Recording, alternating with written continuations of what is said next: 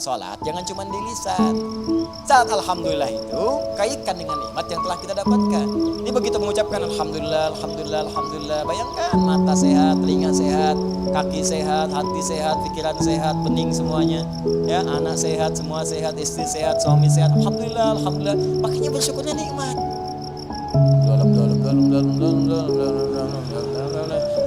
Tapi gak ada yang nyampe ke hati gitu. Gak ada yang nyampe. Coba dia ucapkan pelan-pelan. Alhamdulillah, alhamdulillah, alhamdulillah. Rasakan. Itu tenang ke hatinya itu. Enak gitu. Zikir yang terasa itu nikmat ke hatinya. Dan ada ketenangan dalam jiwa kita. Ada getaran. Ada getaran tersendiri. Enak rasanya itu. Ada sentuhan ke hati kita. Ya, sentuhlah ia tepat di hatimu. Maka ia akan jadi milikmu untuk selamanya. Ya, sentuh. Maka bacakan zikirmu dengan bahasa hatimu sehingga terjadi koneksi antara hati dengan lisanmu. Catat dulu. Mana? Bacakan. Alhamdulillah, alhamdulillah, alhamdulillah. Tenang. Ala bidzikrillahi tatma'innul. Yakinlah kalau zikirmu benar kepada Allah, hatimu akan tenang. Ala itu harful ikhbar wa taukid, menyampaikan sekaligus menekankan. Jadi kalau zikirnya hati belum tenang, berarti ada yang enggak benar zikirnya, ada yang belum tepat. Paham ya? Nah, itu dhammah banyak terkumpul. Banyak. Semua segalanya milik Allah. Ya, semua punya Allah itu banyak. Jadi semua aktivitas kita yang kita dapatkan nikmatnya itu semua punya Allah. Banyak punya Allah, nggak berkurang. Banyak. Nah, yang terakhir, ingat baik-baik, kalimat alhamdulillah itu mengandung makna syukur. Syukur. Ya, kalau manusia berterima kasih, kalau kepada Allah kita bersyukur. Baik. Apa artinya syukur? Ya, syukur itu kalau mau dicatat boleh, kalau mau didengar, dihafalkan atau disimak kembali pun tidak ada masalah, yang penting paham maksudnya. Syukur itu ungkapan rasa terima kasih,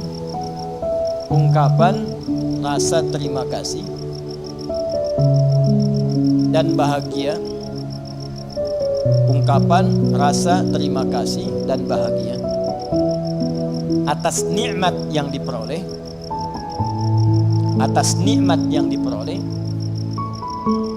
dengan cara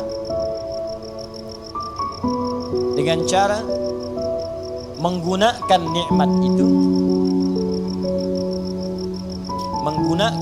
nikmat itu sesuai dengan ketentuan yang telah Allah tetapkan.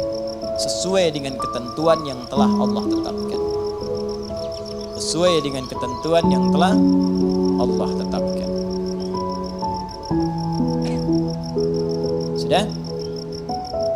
Baik. Ungkapan terima kasih atau bahagia dan bahagia atas nikmat yang diperoleh dengan cara menggunakan nikmat itu sesuai dengan ketentuan yang telah Allah tetapkan. Baik.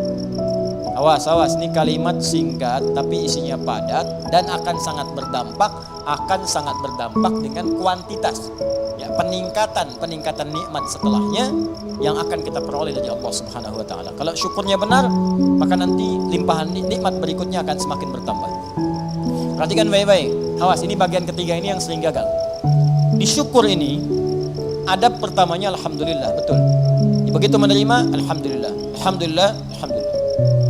Adab keduanya tujukan semua karena Allah. Tapi di adab yang ketiga ini yang paling penting dan tidak sedikit orang gagal di sini.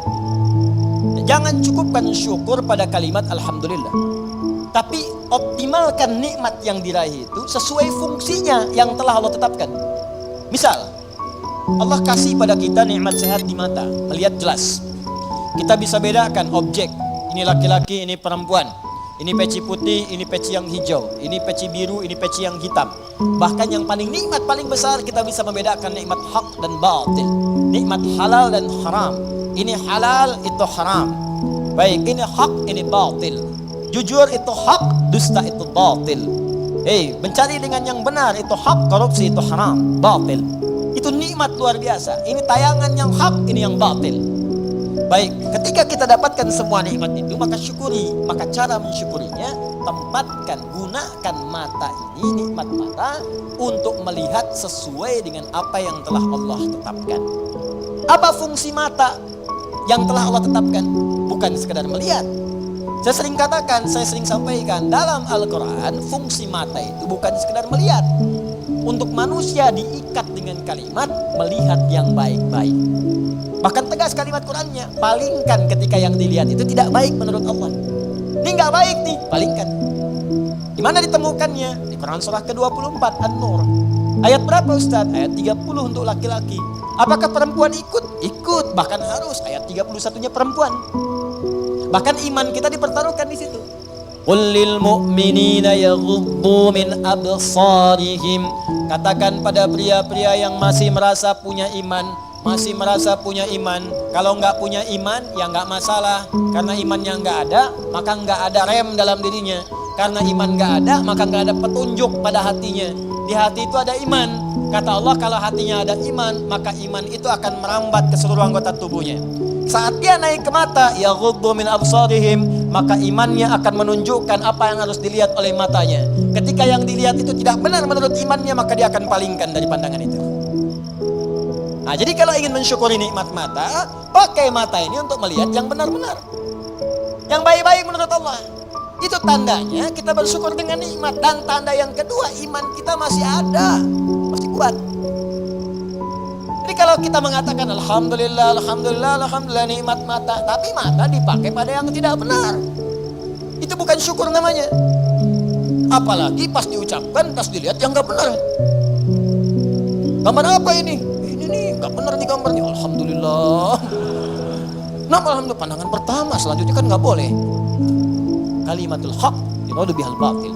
Ya, kalimatnya benar cuma ditempatkan di tempat yang salah. Paham? Nah, jadi coba cek deh.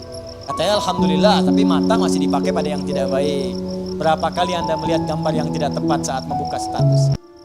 Saat mengupdate status? Nah, saat melihat browsing, searching berita di internet.